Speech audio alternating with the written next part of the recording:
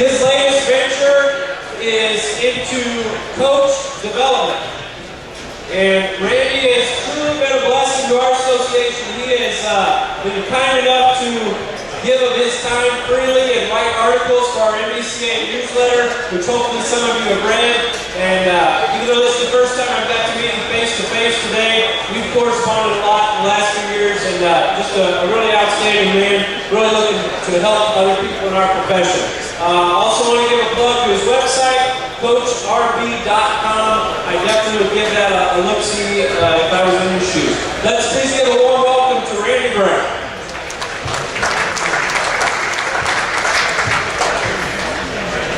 Thank you, Shane.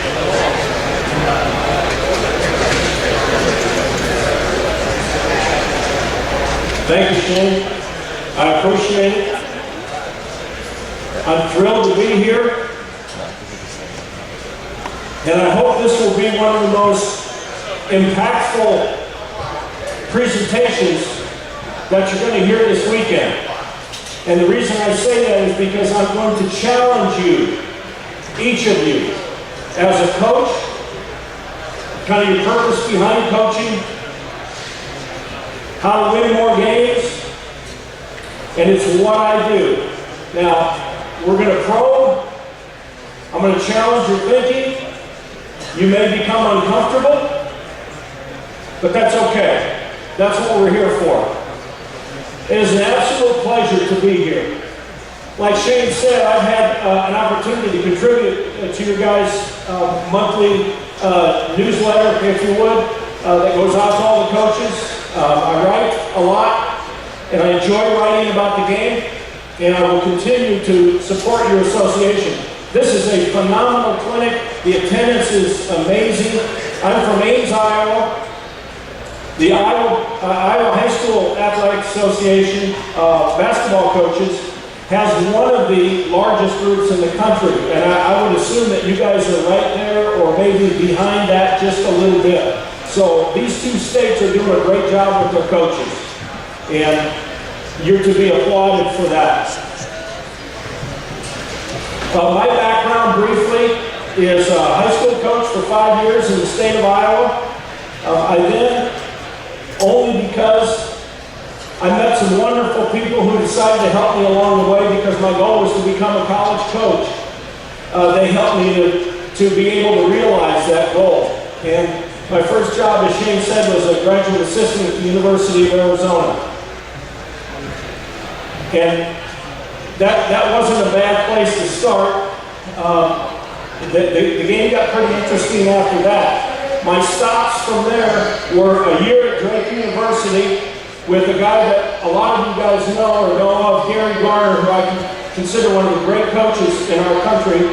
I coached at the University of North Dakota. I went from there to Marquette University with Kevin O'Neill. From there to Miami of Ohio with Joby Wright. I then went down to Florida to Stetson University with Dan Hipsher, an excellent coach down there. I was fortunate enough to become the head coach at Stetson University. Awful lot of good guys I've been around. A lot of what I'm about and what I speak about comes from those guys. And what I've been able to do is just tap in from those guys and all kinds of other great coaches that I've met along the way to come up with what we're going to deal with today.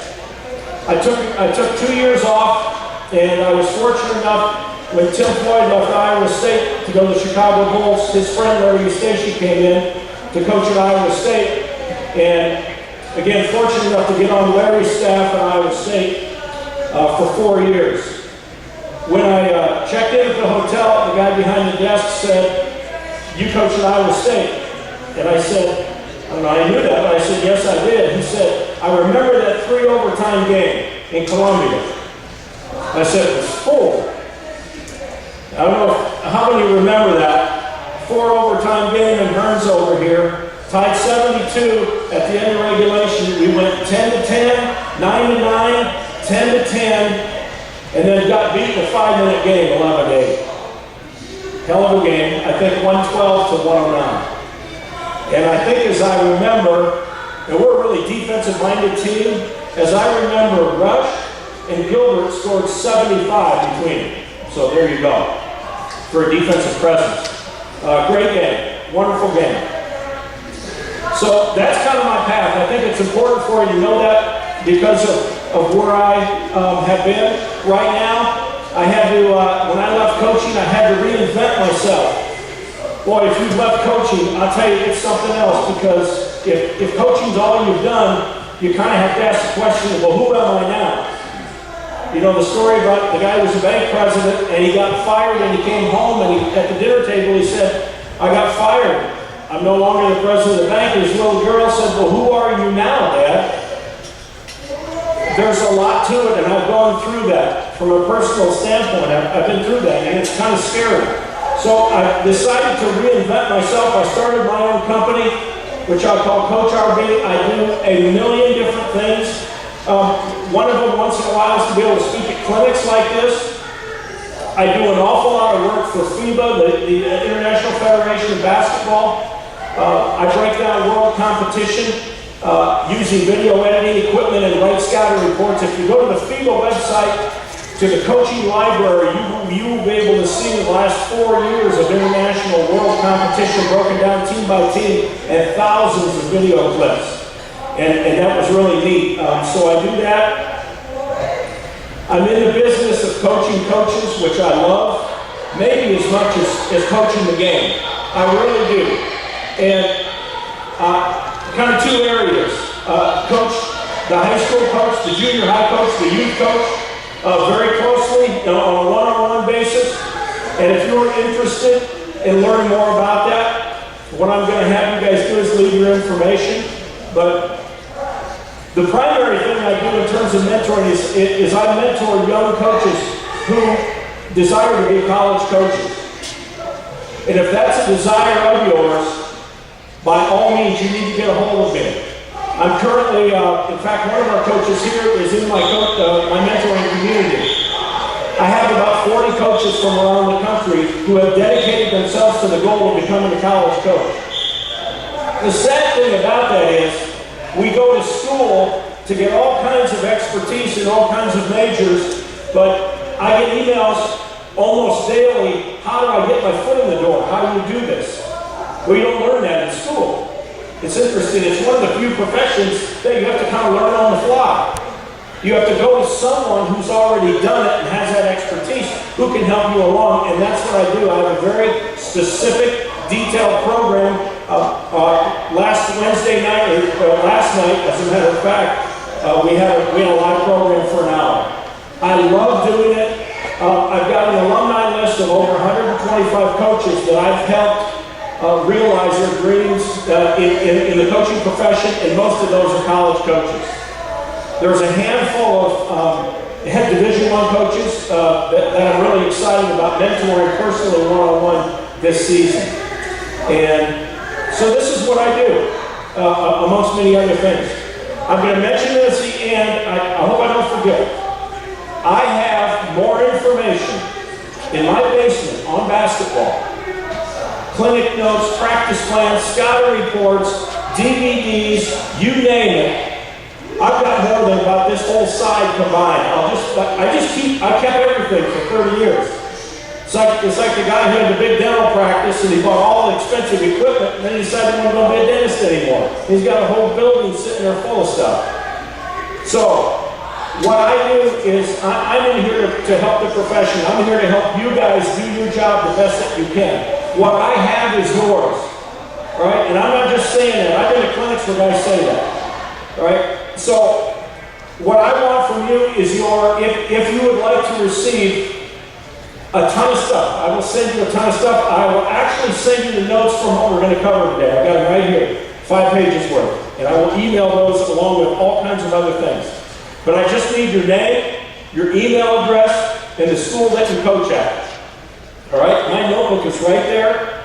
Okay, you leave it there after we're done, and I will take that and I will go home and I will get a ton of stuff out to you. And what's neat about that is then, as time progresses, if there's more things you need or more questions that you might have, just go ahead and get a hold of me. Because I'm here for you guys. I'm certainly not here for me. This is a wonderful game. I had a great time coaching it, and now I want to help. I want to experience possible. And the gals that were out here. Okay, because you get, there's a small period of time when you guys are going to be able to do what you do. And it's a precious period of time. So the better our coaches do the job of coaching with our young people, the better off your experience is going to be. And I hope that's what it's all about. All right, so my topic is the top three. And I think it's probably a little intriguing. I heard some of the guys over here saying the top three. What is that? And what it is my challenge to you. If you took the entire game, okay, on the front page of my notes is an inverted triangle. It's a funnel. The great thing about coaching is there's a lot of stuff out there. The bad thing about that is we try to do it all. It's awesome you're here. If you go to 10 clinics, that's awesome. If you buy DVDs, if you have books, if you watch television, if you take notes, all that stuff's great. But we have to remember we're coaching young people.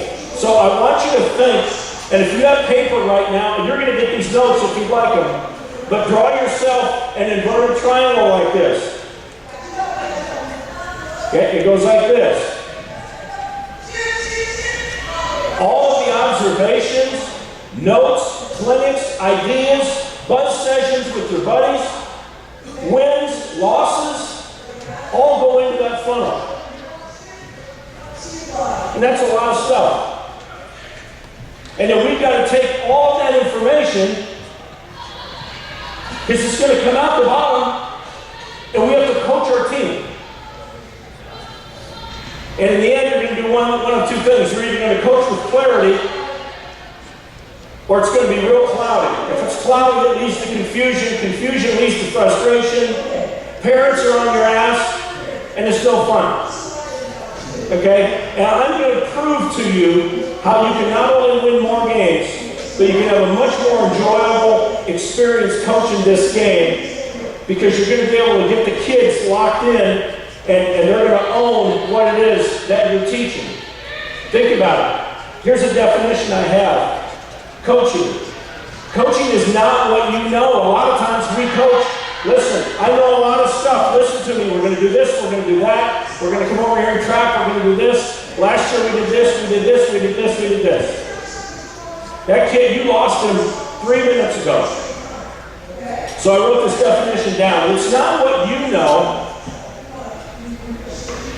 but it's what your kids know and the level of execution on the floor based on how you want the game played. So let's think about that. It doesn't matter what I know. It doesn't. Now, hopefully we know a lot of good stuff. But it really doesn't matter if we can't distill that into a product where our kids will know what we want them to do. Isn't that coaching? Getting your players to execute what you want executed during the game. Not during practice, that's a start, but during the game. That's a pretty good deal. And then if you lose, hell, you lose. Big deal. At least your kids have done what you asked them to do. And that's where this top three is so important. So important. Okay, great definition.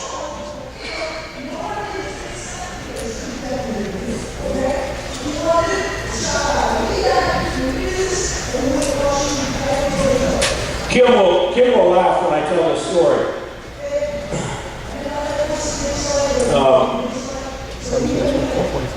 By the way, I've got a whole lot of more Missouri Tiger roots than I probably wish I did as an Iowan. Kim Anderson, Orv Salmon, who played for Coach Stewart way back in the day when he had hair. Bob Sunvold, John Sunvold, all those guys. And Coach Stewart, of course, who I've got a chance to get to know a little bit. And a wonderful guy. So, 1987, I left Arizona, graduate assistant. I went to work for this guy named Gary Garner at Drake University. That's the most powerful experience and thing I've ever heard in my entire coaching career. So, and I just got there, and I'm 27, I'm fired up. And so Coach pulls me in the office, and he asks me a very simple question. He says, Randy, would you consider yourself an offensive coach or a defensive coach?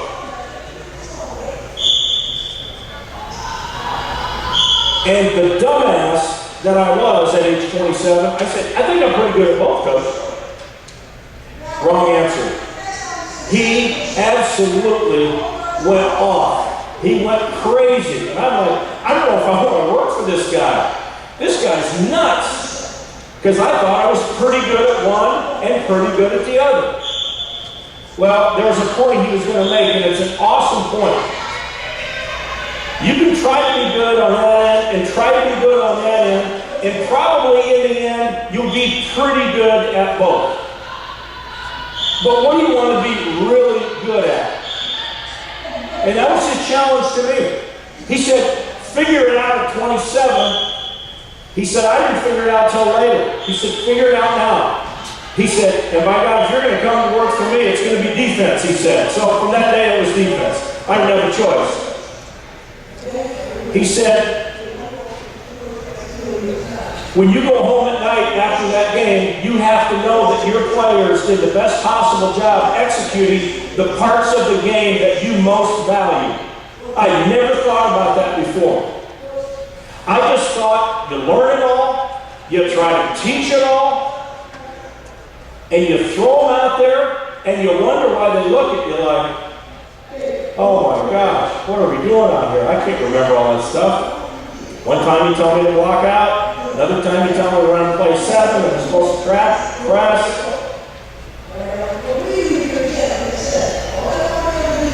Boy, it just makes so much sense to me. You're an offensive coach or a defensive coach. Now, I'm not saying at the expense of being horrible down here, you're going to be great down here. Because I know you're all good enough to do justice in the game in all areas. But I just don't know. I've never understood how we can have a real specific zone down here, but yet still play man-to-man, have an out-of-bounds series on the baseline with 11 different looks to it, 16 set plays, a full court and half court trap. I don't know how you do it. You got to have really good players, I guess, or you got to be, I don't know. You got to feed them something before the game.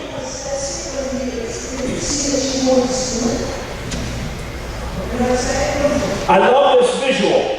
You've all seen the magicians, and they've got 10 of these sticks about this high, and they put a plate, right? And they spin these plates, and they get 10 of them going. Okay? You guys come out. I want you, all you guys come out here and stand on this line right here. Come on, today, let's go. 10 of them. Let's go. Count them out. Work it out. Okay, 1, 2, 3, 4, 5, 6, 7, 8. I said, work it out. Let's go. 9, 10. Boy, I hope you guys are with me tomorrow at 10:30. Because we're getting after it tomorrow. We're playing tomorrow. I'm talking today. We're playing tomorrow. You guys gonna be here tomorrow? Awesome. Huh? You got class? No comment. That's okay. Awesome. Go to class. Okay. Have you guys seen the sticks and the plates? You ever seen that deal? Okay. Here's why it's hard to coach when you try to do too much. Okay, I get this one going, I get this one going, I get this one going. Here's my out-of-bounds baseline series. Here's my tricky amoeba zone. Okay? Here's my this, here's my that. Here's my entire man-to-man defensive system right here, this guy. Okay? This is free throw stunts. Stuff we're going to do on free throws to try to, I don't even know what you are. Here they go. And then we try to figure out how we're going to play, right? Oh, crap, this one's going. I better tighten this guy up here. Okay, good, because I got to have that 9 multiple baseline out of bounds plays ready to go. Sure enough, that first guy down here, oh crap, this going to hell. Right? It's called slippage, right? Oh, here we go. Jeez. I just wound you up. And now I gotta get this guy, and oh crap, that like that guy in the end, his play falls in it, it breaks. It's over. And then this one breaks and that one breaks. And I'm running around like crazy, like we do sometimes as coaches, trying to keep all these things going. I think this, and my challenge to you is this. I think if you did this, if you took this guy, and this guy, and you guys sit down, and you just got this thing spinning, and this one spinning, and this one spinning. You decide what these are. I don't know what they are for you. I'm going to give you some examples. I've been doing some research on this. And I'm going to give you some examples of high school and college coaches and what their top 3 are. Just to give you an idea of what this is all about. Because here's the idea. You're telling yourself, if we do these 3 things, I think I'm giving my team the best chance to win. Even at the expense of letting these plates fall and break. Let them break. I know guys that don't have out-of-bounds plays. They just line up somewhere, they slap the ball, they get open, they throw it in. He wants to defend and rebound. He doesn't want to jack around with out-of-bounds plays. He figures, hell, if you have a uniform on, you ought to be able to get open on a floor 50-some feet wide and 80-some feet. Are you kidding me? I kind of like that. It's kind of good. Defend. Rebound. Team together. Now I've got to define what defend means, because that could be a million things. So if defend is one of your 3, you have to determine yourself so you can teach your staff, so you can clearly teach your players what defend means. It can't be 1,000 different pieces. Okay, you have to be very clear about what defend is going to be. Rebound. What does rebound mean? Offense, defense, 2 hands, 1 hand, rebound out of your area. Blocking out. Team together. I don't care what happens. I got your back. You got my back. I got the coach's back. And we have a level of toughness that you cannot beat. You can't beat it. And there's a few more things to that. Defend, rebound, team together. I learned that from my boss at Iowa State, Larry Eustachian. I don't think there's a better coach out there.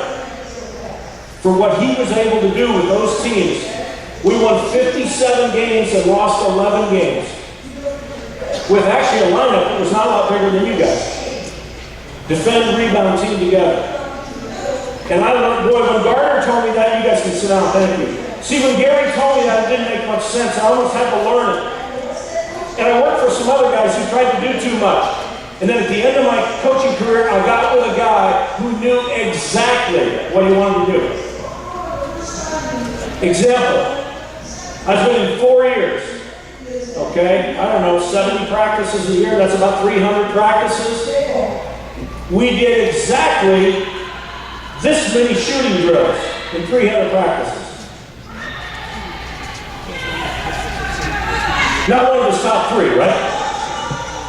But defend and rebound, people would come to our practice. Gilman, when you were doing your game with the Big 12, he'd come to practice and he'd watch him for 45 minutes. We would rebound. And I talked to the high school coaches and people there, they'd say, you gotta be kidding me.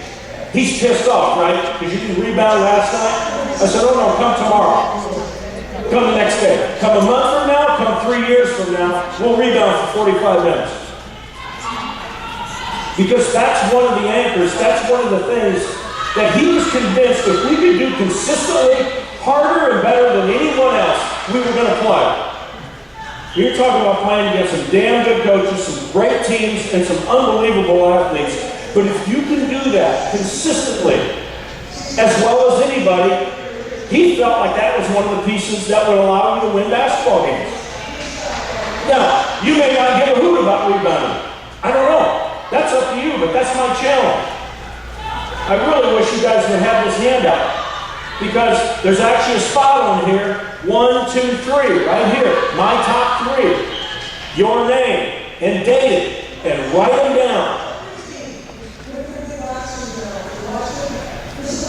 This is amazing, because I talk about this topic a lot. I would say 20%, if I were to come over, I'm not going to do this, but if I were to come over and grab one of you guys and say, go, give me your top 3. It should be kind of like, what's your name, what's your address, and how old are you? to say it in that same way. Those are 3 things that we know. You could wake a guy up in the middle of the night at 3 in the morning and ask him. Those 3 things he'd know. So if I come over and ask you, what's your top 3? 20%. And I do a lot of research. I love numbers. I love challenging people. If they say, I don't know, I say, if you don't know, your team doesn't know. Think about that. Your team has no idea if you don't know. So, if you're kind of having, oh, well, I don't know, I kind of think we should transition, we should get easy baskets, but, you know, rebounding is pretty important too. So that's my challenge. So that means 80% of the people that I work with, that I come in contact with, that I return emails to, I ask them that question. And I get on forums on these coaching websites. 80%. So if you don't have a top 3, you're 8 out of 10. There's nothing wrong with that. But maybe today a few of you will be challenged enough to do some thinking as you drive home tonight, as you're at the social, having a beer. Think about it. Ask your buddy. Challenge your buddy. You know a great way to know if you have it distilled into 3 areas? Ask one of your opponents. Ask somebody in your league. Hey, what are my top 3 when you play me? What are the 3 things that you think my coaching stands for? I'll tell you what, it's awesome if he can say, defend, rebound, team together. That's a beautiful world there. If he says, hell, I don't know. One time you trapped, one time you pressed, it was zone here, it was this there. When you came out with some funky new offense after Christmas, one year you want to take care of the ball, the other year you don't want to, I don't know. Think about that. If you want to know how your marriage is going, ask your wife, right? That's what you do, you ask your wife. If you want to know if you have clarity in your coaching philosophy, ask those others around you that know you, and they'll tell you how it's going. Pretty cool. I have a couple things. One's I love the word brand. It goes in with the top 3, and maybe it's a better way for you to understand it. What is your brand? Pepsi's got a brand. Apple. You know, the great companies in the world, advertising. Expedia.com, right? We all know that little buzz deal. What's your brand? What do you stand for? So I'm going to give you 2 little nuggets that hopefully will help make sense to this. Okay, so there's a 30-minute test. The 30-minute test is this. I walk into your gym. I watch practice for, unannounced at any time. I'm not talking about, I'm coming. You guys at teach school, like when the principal's coming to evaluate you. I did that. Now, what a bunch of BS that was. I only taught like that one time a year, just because that guy was there. But I'm going to walk into your practice unannounced. And I'm going to sit down and watch for 30 minutes. And to the best of my ability, I'm going to write 3 things down. I think he values this. I think he values this. And I think it's this. Now, 2 things. If I can even come up with 3, that's good. That's a start. If those 3 match what you're trying to get through to your kids and what you stand for, that is awesome. In 30 minutes. Now, I'll listen to every word you say. If you say box out one time and block out another time, and you tell me that rebounding is huge, and your assistant coach is on the other end of the floor and he's using a different term, he's saying step into the crotch and reverse pivot, and you're saying chuck him first to go block out, you got to be kidding me. And I'll listen in 30 minutes. So again, I'm here to challenge you. There are guys Coach Tatmar, are you kidding me? I mean, you guys are so fortunate. I mean, the people that are able to come into these clinics and share with you guys. And that's all great. And we need to run offenses, and we really need to run defenses. But the best offense I've ever seen is the one that has a high level of execution. You can call it whatever you want. And the best defense I've ever seen is one that gets back first and guards that goal and then executes everything defensively that coach wants him to do. To me, that's the best offense and defense there is. Or the configuration or alignment, that's up to you. But it is really amazing now that I'm not coaching how I don't think about the offenses and the defenses. Because my mind is more about how are we teaching kids? Okay, what are we doing in individual workouts? How do I use my assistant coaches better? What is my philosophy? Because I really believe there's so many offenses and defenses. Just pick one and get really good at it. Hubie Brown said, teach only what you know how to teach. Seems pretty fundamental, doesn't it? But man, there's a lot of meat behind that statement. Because I think as you analyze yourself, what you teach in your program, are there things that you don't teach very well, that you're a little insecure about? You shouldn't be teaching it. You should invest some time and some resources and go find people, go watch practices. Some of the best coaches I've ever seen are junior high coaches because the game is so simple. They've got to teach it simple. Go learn from guys. And if there's areas of the game you don't know how to teach, you might like them. I like zone. Zone's good. Here's why it's good. Really don't know how to teach it. How's your team in zone? They suck. Really? Okay. Go figure that one out.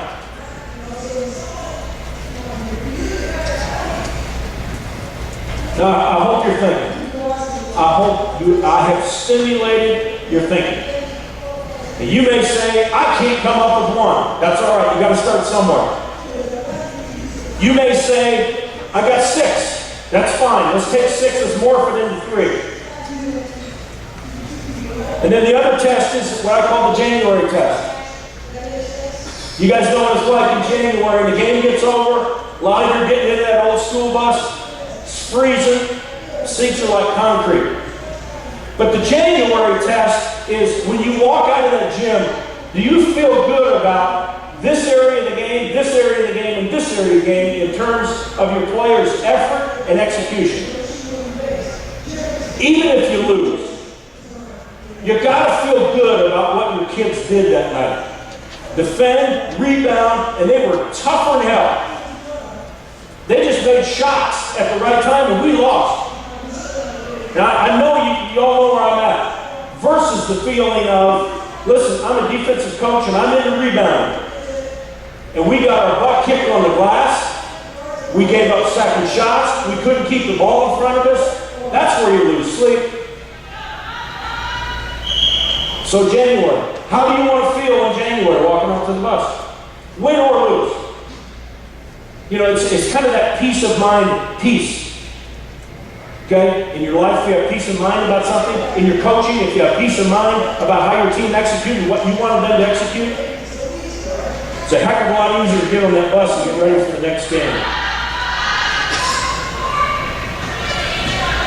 All right, let me just read through a couple items I have here. Why is this important? I talked about spinning plates. We talked about clarity. You have limited time, limited mental capacity, both yourself and your players. Those of you that are youth coaches, junior high coaches, college coaches, they're all the same. Just some are just bigger and older than others. Okay? These knuckleheads, I don't even know these guys. Yeah, but I'll promise you that you guys test your coach. I'll promise you. You test your coach. Just like you did when you were in 5th grade. Because they have limited brain power. Okay? They do. And they run out and they get physically exhausted. Okay? So that's why I'm saying we shouldn't try to do everything. Let's limit it to 3 things. Slippage. We talked about that earlier. If you want to eliminate slippage, give them less. Hell, rebound. Just say we're going to rebound. But don't say that and not follow through. Everything you do, every word, every breath, every film breakdown, every preset preseason talk and meeting, every summer workout, every pregame talk, every postgame wrap-up, every timeout, every practice, every breakdown drill, there should be a major emphasis on rebounding if you want to be good at it. Because you've got to make them accountable. Okay, there's a difference between what you emphasize and what you talk about. Obviously, if your top three doesn't encompass taking care of the ball, I can't wait till I read these to you because it is so enlightening. And you know some of these coaches, and you're going to say, oh crap, I saw you and I play. That's exactly what they do. That's pretty cool. But slippage. What do you talk about and what do you emphasize? You're always going to talk to your guys about, guys, we can't turn it over. Right? I mean, we do. We have to talk to them about that. But that is not going to be an anchor in your practice every time you go to the floor and every film session and the whole litany of stuff that I just said. It's not. It can't be. I do believe this. For you defensive coaches, think about this. I do believe that if your guys bust their ass on the defensive end, I mean every day, not just when you're mad because they lost, every day, it is a staple, it is an anchor. Because I've seen this. If they're down here busting their tail, I think that down the other end you have a good chance of them taking care of the ball and taking good shots without really having to emphasize it a whole lot. Think about that. I think it's a built-in advantage to your team. Because you know, if they go down there and I pass it over here, all right, and you chuck up a shot after one pass, and you miss it, we gotta run all the way back down there and do it again. That sucks, doesn't it? Which end of the four you like better? Oh, don't even answer. I don't know. Right? So, he chucks a bad shot. I'm not going to be happy. Now we got to go back and do this. We used to practice with a 65-second shot clock. That one miss it. To make the point that when you get down here, this is a valuable possession because you just sold your soul down here to get possession of that basketball. And we're going to come down here, and I don't care how long it takes within the shot clock, we're going to get a good shot, and we're not going to turn it over. Why? Because we paid the piper down here. You know how long 65 seconds is? To stay in the stance, communicate, move, and make no mistakes? And that's with conditions. You got to be there on the catch. You can't lose vision. You've got to block out and rebound with two hands. Let's just say those are the three conditions. And you've got to do it for 65 seconds. Those suckers will not jack shots on the other end. Pretty cool. So that's a way where one of your anchors could really help your team on the other end without you even spending a whole lot of time. 0 shooting drills. I don't know, I look back and look at our shooting percentage. I think it's pretty good. I mean, it's okay. I mean, it's good enough to win. Never talked about it. Never talked about shot selection. And never did shooting. Just took care of itself. Once in a while, he'd raise his voice about turning the ball over. And again, that's just an experience of mine. Great example for you. I've got an 8th grade daughter. We've all seen a lot of youth basketball. Most of it I can't stand. I mean, I love parents giving up their time. You've got to be kidding me. So one day, I'm there. I actually kept the score clock right here because they needed somebody. And this coach, okay, we're talking about 6th grade boys. This guy's going crazy. One time, it's this. One time, it's that. Another time, let's run 4, spinner, reverse. Another time, it's unbelievable. And so, that's not the worst part of it. The worst part of it was this poor kid named Billy kept getting his tail chewed because he wasn't rebounding. Billy, block out. Billy, you're not rebounding. Come on, Billy, block out. I mean, in this sport, 6th grade kid, are you kidding me? I really felt bad for this kid. Now, there's a great lesson behind this.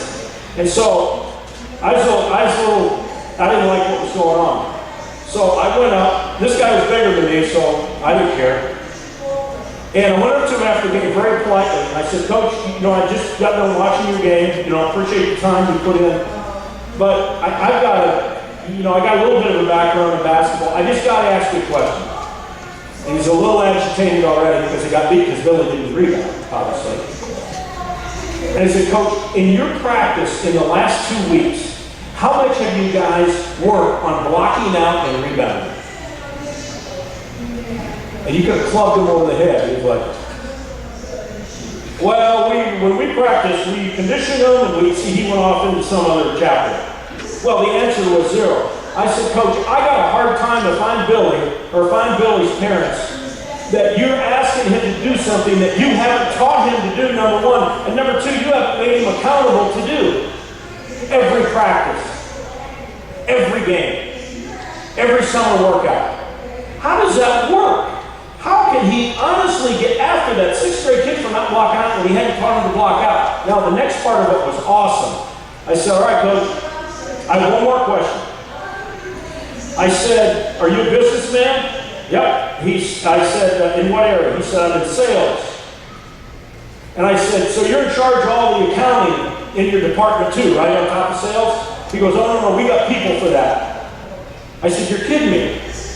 Nobody's taught you to do accounting, but if they ran in your office on Monday and said, do all our accounting, you'd be a little miffed, wouldn't you? Would that be fair? Hell, I ought to fire you. And of course, he looked at me, and that's ludicrous.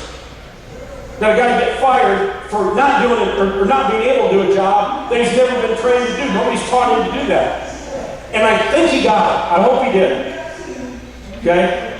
Don't ask those kids to do something you haven't taught them. And don't give them everything. Distill it. Man, I love that example.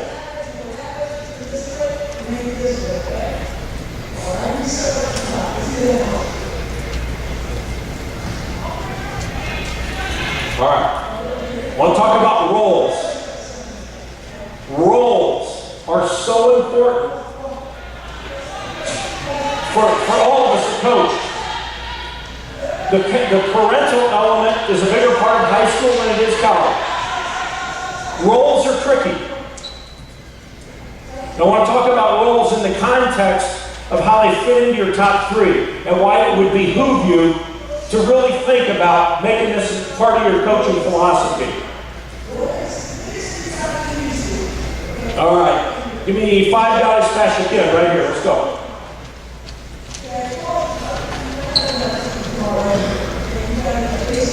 Five guys as fast as you can right here. Amazing. All right. Okay.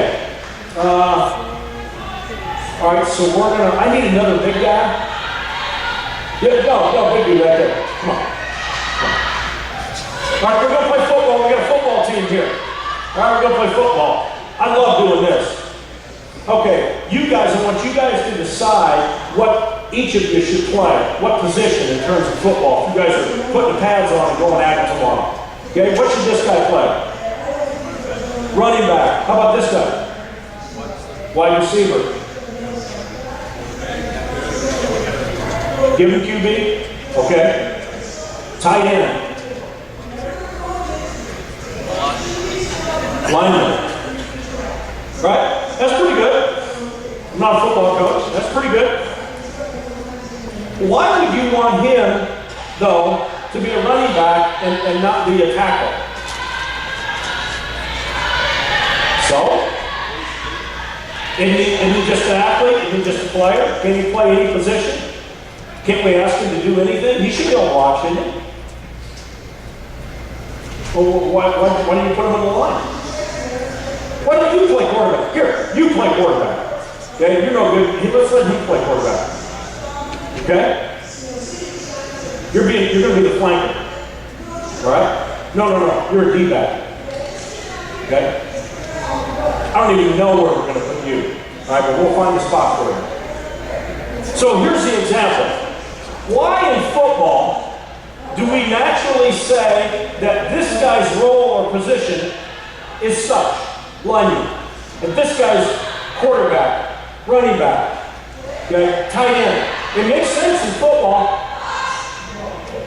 Roles. And then we go play basketball, and what happens? Equal opportunity.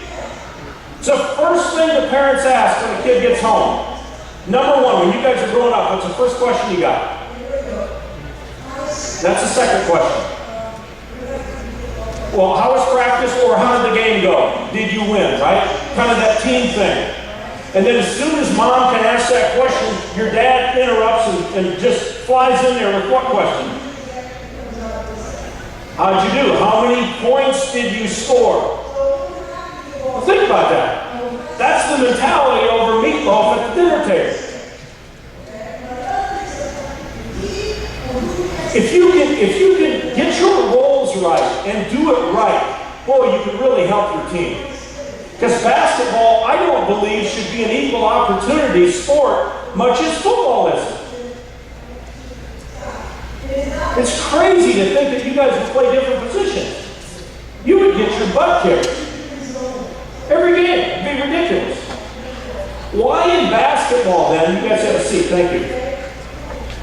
Why in basketball then don't we do the same thing?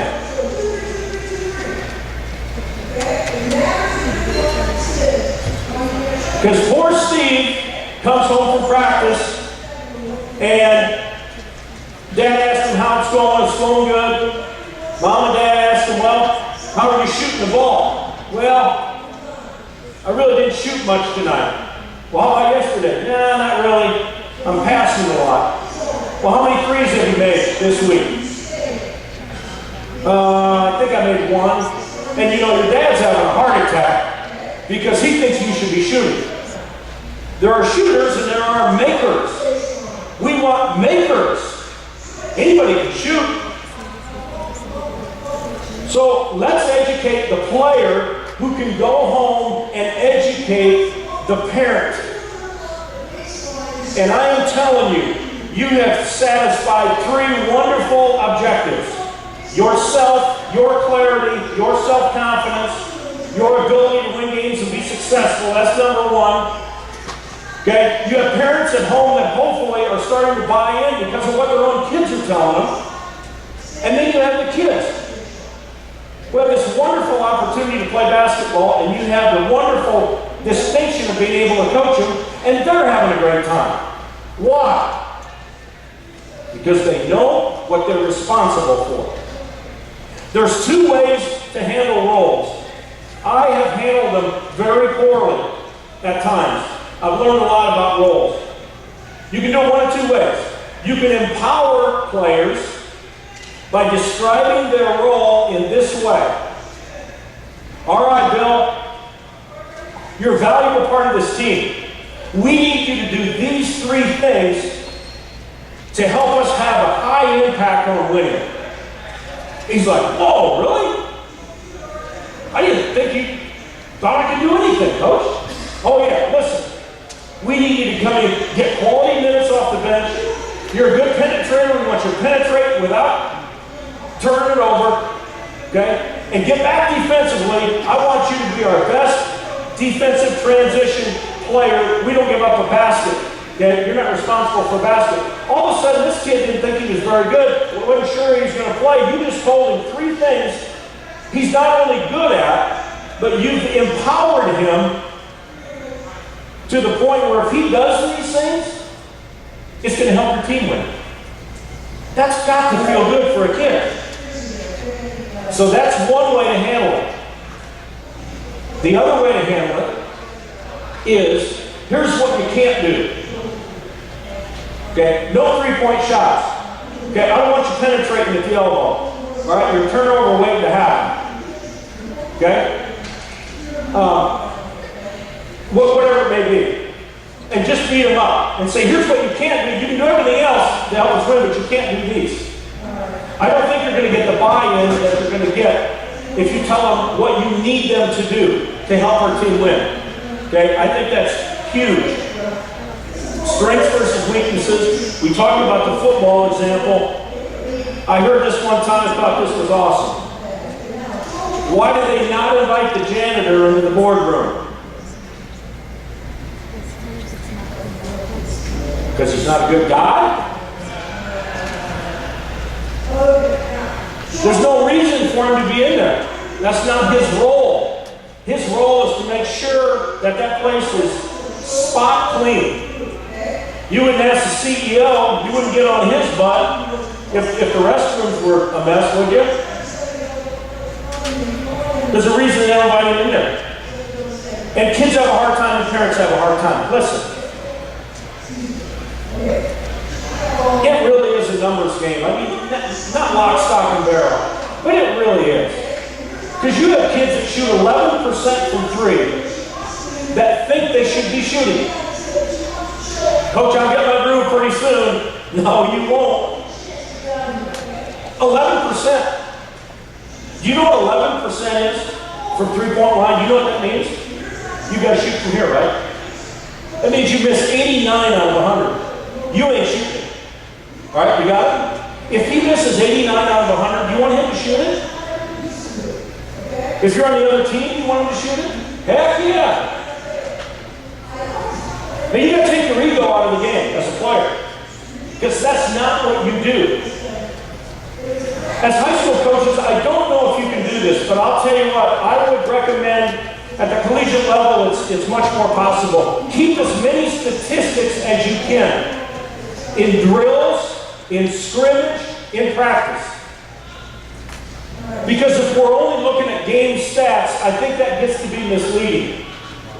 You get a kid that comes in and hits 2 out of 3 from 3, and he's going to think he's the best shooter on the team. And if you average out all his threes in practice, I think the number is going to be a lot lower. I would keep statistics as best you can. And I know you don't have a lot of manpower at times, but I would love to show a kid, okay, listen,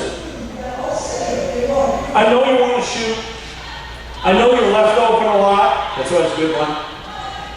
But what are you shooting from 3 in practice? Usually they have no idea. Oh, I don't know, around 50%. Yeah. How about 5? How about 15? See, they don't know. Educate them. And that'll help them buy in. And you know, what if they go home and tell their parents that, well, I tell you, Coach told me something that I couldn't believe. I'm shooting 15% from 3 in practice. Now, in Dad's head, it went from 52 to 15. Because we keep stats. Because that's the real deal. That's not, I want my son to shoot 52%. That's the real deal. So part of role definition, okay, fits into the top 3. And it fits in perfectly. Because take your top 3, and when you write your roles, write them relative, for the most part, to those things that you want to really be good at. You know, I would tell a high school player, if you want to play, learn how to rebound the ball and not foul. If you have a kid who's limited offensively, I would tell him to do 2 things. Rebound the heck out of it with 2 hands and do not foul. How many high school kids are pretty good rebounders and are always putting the other teams in the line? And you end up dreaming at night about free throws going in. But that can't be that hard to do. But clarify for him. Tell him that's what he needs to do for our team to give us the best chance to win. I love statistics. I think they're huge. I think they can really help you. I really do. Great question for players. I told you about the 30-minute rule in practice. I said, well, find out how your marriage is going, ask your wife, kind of that same thing.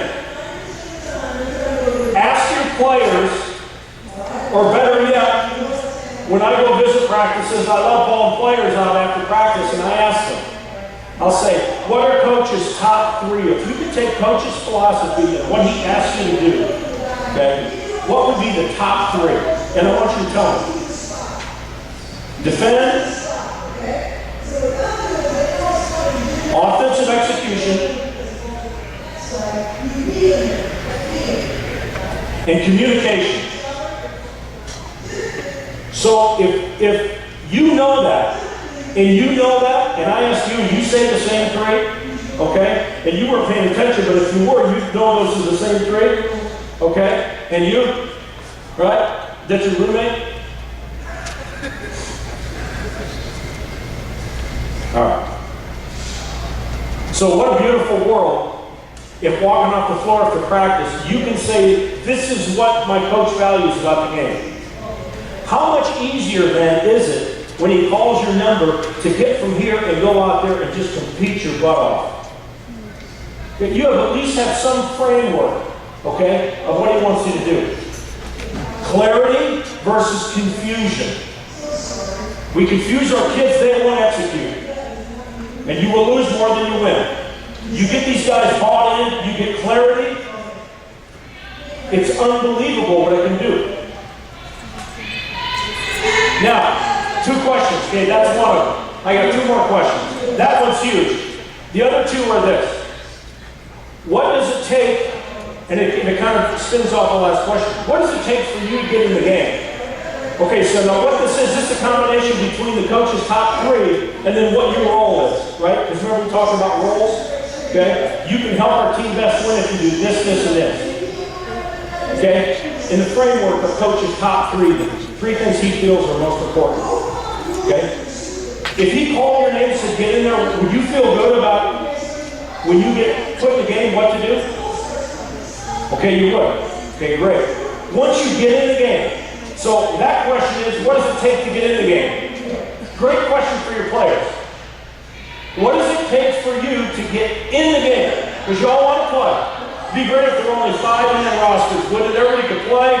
No parents and bitch would be awesome. Well, we got more than 5 guys, so somebody ain't playing. What does it take to get on the floor? And then more importantly, once you get on the floor, what does it take to stay on the floor? Because once you get out there, you want to stay, right?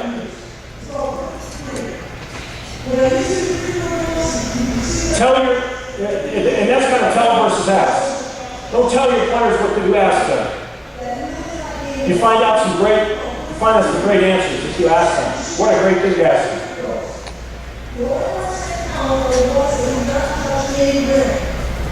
So, great example. This is a real life example. I need, could you 3 guys sit up or just move because I want to sit out. So we already talked about, I've been so blessed to work with so many great guys, and we were sitting up at Iowa State one time. In fact, we were playing Missouri, and it's in the middle of the second half, and we had this kid, Iowa farm boy from Remsen, Iowa, Jared Holman, just tougher than nails. And he played with this other crazy guy named Jackson Broman. These guys were for real, just mean, and really sold out. I mean, defensively and rebounding, really good. And they loved playing, and they worked their ass off in practice, so it meant a lot for them to get in the game. And there was a play down here, and the guy that Broman's blocking out gets around his shoulder, tips the ball.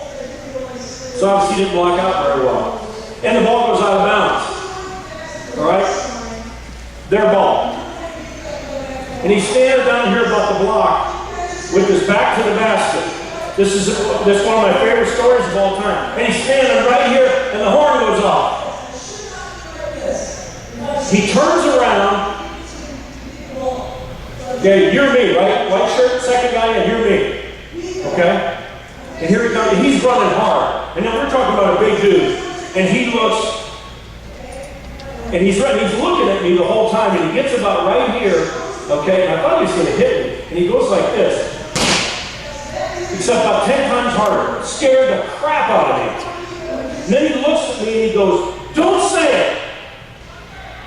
And you know, usually, you'd think that would be disrespectful. One of your players come out of the game, hit the chair, look at the assistant coach and say, don't say it.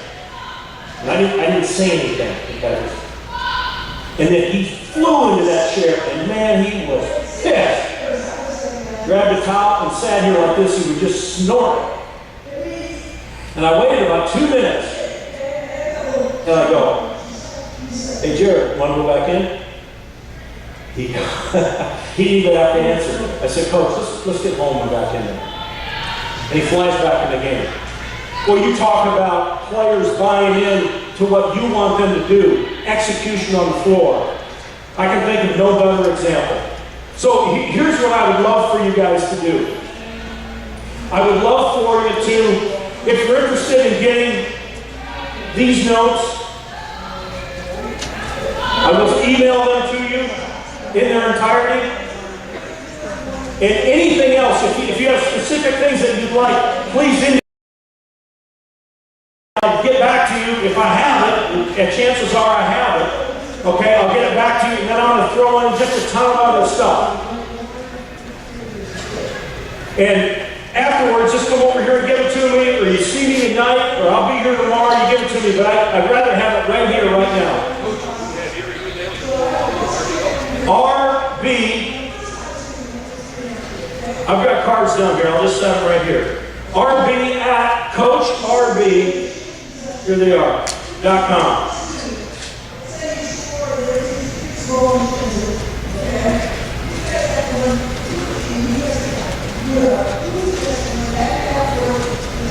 So as I pulled into the hotel, I was on the phone with Coach Jacobson from Northern Iowa. I want to share this with you in the last minutes we have. This is cool stuff. At some point, I'm going to put this together, and this is something that I'll be able to get you guys. But what I've got to do, I can read this off today, but I'm going to have to get the approval of these coaches to actually publish this and send it out. Okay, because I'm not just going to do it. I took the liberty, I know some guys well enough where I just wrote it down, I know what it is. But Coach Jacobson, I actually had a chance to recruit Ben out of high school in Mayville, North Dakota. Mayville, North Dakota is also the hometown of Lute Olson. And Jake grew up across the street from Lute Olson, Mayville, North Dakota. Small world. And I got a chance to recruit Jake, I never coached him, and we've been really, really close. We talk a lot. I said, Jake, what are your top three? You all saw Northern Iowa play last year. In fact, he called me back. I wrote it down, and he called me back about 10 minutes later. Here's what Jake says. Quarter court defense. But think about their team. Toughness in everything they do. Mental and physical toughness. A to Z toughness. And the third thing, and I thought this was kind of interesting. I thought he'd say rebounding. He said finish plays. If you go listen to their practice, watch their practice, he said he'll say 100 times, defensively, we have to finish plays. What does that mean, Jake? That means clear the ball with two hands and rebound. Okay, and gain possession of the ball. That means if there's a driver down the middle of the lane, we finish the play with the charge, or if there's a loose ball, we go grab it with two hands. And I asked him why, and he said, I just feel like there's so many plays defensively where we could have got the ball and got possession without them scoring that we ended up not getting. Pretty good. Now understand, these are different. These are so different, and what I want you to do is just hear some of these as you begin to think yourself about where you want to go. Greg McDermott, Creighton University, set plays, game preparation, unbelievable preparation for games, and offensive efficiency. You'll like this, Kim. I asked Orr, tell me Coach Stewart's free, and I'm sure you can tell me, but here's what he told me. Compete, protect the basket, and take care of the ball. Right? Is that pretty close? Then he called back and said, I'm going to change that. Compete, compete, compete. I thought that was good. Gary Garner, who's now at Dakota State, one of the great coaches. Get back defensively. Rebound and take care of the basketball. Tim Floyd at UTEP. Get back. Now, get back is a system of getting back on defense. Either dropping 2 or 3 players to protect that goal at all costs. So, Tim Floyd, UTEP, get back, toughness, defend and rebound. We already talked about coaching station, defend and rebound team together. Bob Starkey Bob Starkey has an unbelievable blog and throws out all kinds of great information. He's a really good guy. He's a women's assistant at LSU. Bob Starkey, S-T-A-R-K-E-Y. And I got a hold of him. This is interesting. His 3. Intense preparation. Maximum teamwork and striving for a reach I think that's how you pronounce it. And the word arete means meaning to do the absolute best you can. Those are his three. Brad Underwood, Kansas State. And with no hesitation, he said these three things: effort, honesty, loyalty. Period. I mean, he knew just like that, like he'd been asked 1,000 times. Billy Donovan is the new first-year Division I head coach at Wright State. Team first, forever, winning work ethic, and quality character. Those are his three. Now, as you can tell, there are some non-basketball, in terms of making baskets and guarding, within these. It doesn't matter, because it's your team, it's your deal, it's your philosophy. It's the January rule, walking out to the bus. It doesn't matter what it is, but you got to believe in it, know how to teach it, and demand it 24/7 A to Z. And you'll have a lot of fun. One of the best junior college coaches in Iowa, Brigham Grinderson at Marshalltown. Don't turn it over. Second chance points and assists. Of all the guys I asked, nobody said going to the offensive class is one of the top three. It is for him. Which means maybe a JUCO ball let him walk out. I don't know. I'd be surprised at that. BJ Hill is a young guy I'm mentoring. He's the new head coach at University of Northern Colorado in the Big Sky. Defend, rebound, and take care of the ball. Scott Howard, a friend of mine from the Charlotte Bobcats, he's in scouting, but he was a college coach for a long time. He told me this: your family, your staff, and your ability to believe in your philosophy. Then I asked Brian Hagan, who's in the front office. He works for the GM with the New Orleans Hornets. He's a former student manager of ours. And now this comes from like an NBA front office type of deal, so it's a non-kind of basketball. This is different. But we can do this for any business, any school system, anything, right? And he said for the Hornets, he felt like the top three were confidentiality, organization, and having your own opinion. Tom Billiger, my good friend from Augustana College in Sioux Falls. Team trust, no second shots, limit transition baskets. And I'll share one more with you. Now see, I'm going to have fun with this because I just did this. I got half these off of text. I just sent a bunch of texts out the other night. These guys are firing back. No, I missed one. I'm sure with you know. Greg Lansing is the coach at Indiana State. And Lance said, compete, work hard, and defend, but he also said in parentheses, unselfishness and communication fit in there somewhere.